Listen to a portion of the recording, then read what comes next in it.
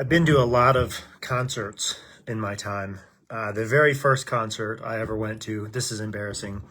The very first concert I ever went to was in probably 1977 or 1978 to go see Sean Cassidy. If you don't know who Sean Cassidy is, that's okay. But I think that was my very first concert, was going to see Sean Cassidy in concert. I also saw in the 80s, I saw Rat and Poison. Poison opened for Rat. This was like 1987, I think. I saw U2 on the Joshua Tree tour in December of 1987. That was a pretty awesome concert. I saw the band Rush, probably 1990, in concert. Ann and I went to go see the band Weezer together in Columbus, Ohio when we were living there. That was a great show.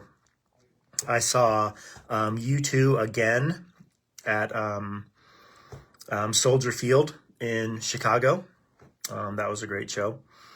And I've seen a ton of other little bands maybe you probably haven't ever heard of. And one of the things I think about is just the anticipation of that. How all of those bands, probably even Sean Cassidy, although I don't remember that, all of those bands did certain things to prepare for their concert. They had rehearsal, they had practice.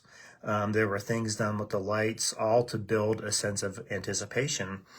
And it was very intentional. It was very orchestrated in nature. It was like all set up so that when the concert began, like you were ready for it. The band came out on stage and everybody's cheering and clapping and shouting and all of that kind of thing. And there's just a lot of anticipation. And that's really the image that we want to have when we think about Pentecost Sunday. Is there was intentionality about it. There was anticipation about it. There were things that were set up, that were purposefully orchestrated so that when the Holy Spirit fell upon those who were gathered in that upper room, we had a lengthy conversation, not a lengthy conversation. We had a conversation about this morning in elders meeting. It was probably just the 12 apostles. But the people, the Christians, the believers who were gathered in the upper room, that was all by design. It was all orchestrated. It was all set up. Jesus told them to go there and wait. They did. They waited until Pentecost, when all of the Jewish believers from all over the known world were gathered there to celebrate the Festival of Weeks. And then the Spirit descended and they went out. This is Acts 2, 1-4.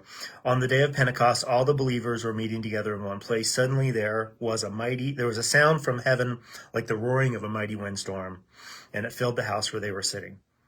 Then what looked like flames or tongues of fire appeared and settled on each of them, and everyone present was filled by the Holy Spirit and began speaking in other languages as the Holy Spirit gave them this ability.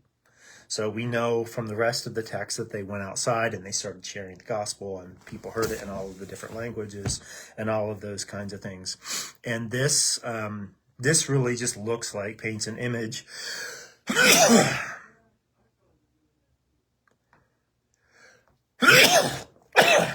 Excuse me. Just what you wanted to watch. Me sneeze and now wipe my nose. Excuse me.